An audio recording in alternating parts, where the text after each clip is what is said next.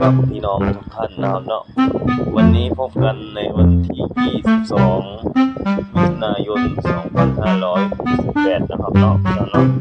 ครับวันนี้พบกันอีกแล้วนะครับเนาะสลับในช่อง YouTube บ้านพาเพลินแล้วก็ทางเพจบ้านนอนทัวร์นะครับแล้วก็ทางแอป TikTok นะครับเนาะพี่น้องเนาะครับ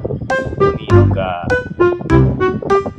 มันได้ลงบรรยากาศพี่น้องเบิ่งเด้อพี่น้องเด้อเพราะว่านี่เกี่ยวว่ามันยืดนะครับผมก็ต้องรอนะครับผมนะครับรอให้ถึงแห้งนะครับเนาะพี่น้องเนาะก็ต้องรอให้ถึงแห้งจักหน่อยก่อนนะครับพี่น้องผมจังสิลงบรรยากาศสู่พี่น้องเบิ่งได้นะครับเนาะครับผมขอฝากช่อง TikTok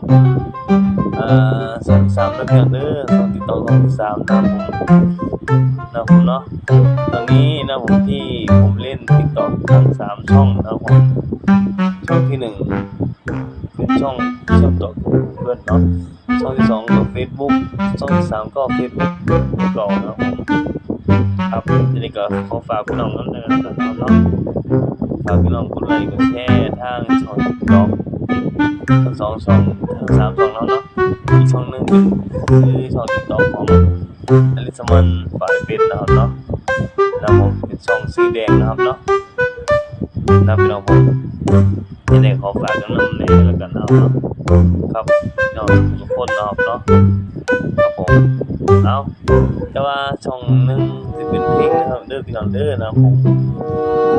นะผมเนาะช่องนึงสิเป็นเพลงลงนะครับผมช่องนึงจะเป็นคลิปธรรมดาแน่คลิปร้องเพลงแน่นะผมสลับซับเปลี่ยนกันไปนะครับเนาะพี่น้องเนาะนะครับผมเอาจะได้ขอฝากพี่น้องกดไลค์กดแชร์กด Subscribe นำเด้อพี่น้องเด้อนะผมเอาคลิปนี้ก็ขอฝากพี่น้องไว้สักนิดกันเนาะเอาไว้พอในคลิปหน้าบนคลิปนี้สวัสดีครับ